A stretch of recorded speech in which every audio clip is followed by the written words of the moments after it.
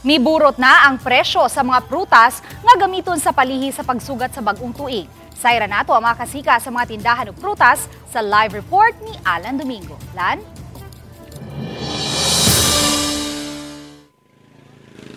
May wala na lay duha ka adlaw sugato na nato ang bag-ong tuig 2025 pa lang makapahinga hana ang kataas sa presyo sa mga prutas ug pa mga palihi sa pagsugat nato sa bag-ong tuig. Sama na lang ni mga prutas ug mga palihi karon naa sa atong likod.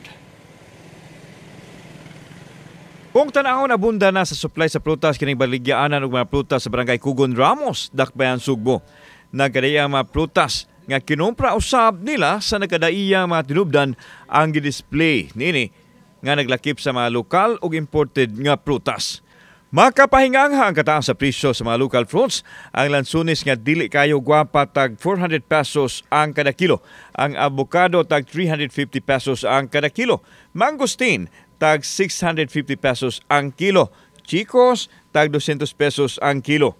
Adunay binuok ang baligya sama sa granada nga tag 20 pesos ang buok ug ang tambis tag 20 pesos usab ang buok. Katarungan nila nga nihit o pangitaunon kayo ang supply sa mga inato nga prutas nga sagad gikan pas Mindanao. Medyo taas-taas yun sir. Kaya naman? Ambot kayo para na avocado, di man season. Medyo taas-taas yung siya gamay. Ang uban, maura yapon, mga imported, maura steady ang presyo. Ato address 80 ra baya ang kilo. 80, 60. Pero muna pinakamahal ron, mahal pa sa mangga.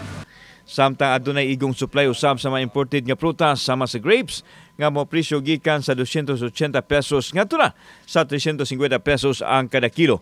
Ang kiat-kiat tag 100 pesos ang usa ka net o 200 pesos ang kilo ug ang mansanas tulo 100. Kana pila man ni?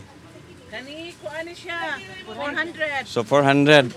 So magmingaw ato ang lamisa kuno og New Year kung wa tay prutas nga halad. So depende lang yun na, no? Kung magpalihi o dili. Basta nalantay decoration inigsugat na to sa 2025. Aduna usay mga fruit baskets alang sa 13 ka prutas gikan sa 400 pesos ngadto na sa 1,000 pesos depende lang sa sulod ug matang sa prutas.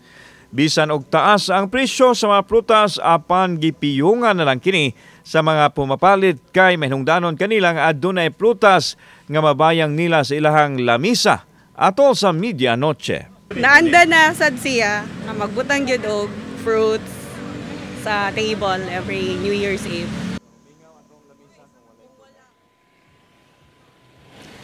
Magikan sa fruit stand sa barangay Kugon Ramos ni sakata diri sa bukid nga dapit no diri sa barangay Busay din makita gyapon nato karon ang mga display sa mga pampalihi of course kining mga lingin nga prutas inana gyapon ang presyo. Imagine inani kadako nga pinya mura ni kadako sa Kongkomo mobalo ni siya og 35 to 40 pesos on the same gyapon tuluan 35 pesos gani ang ilahang presyo sa mansanas.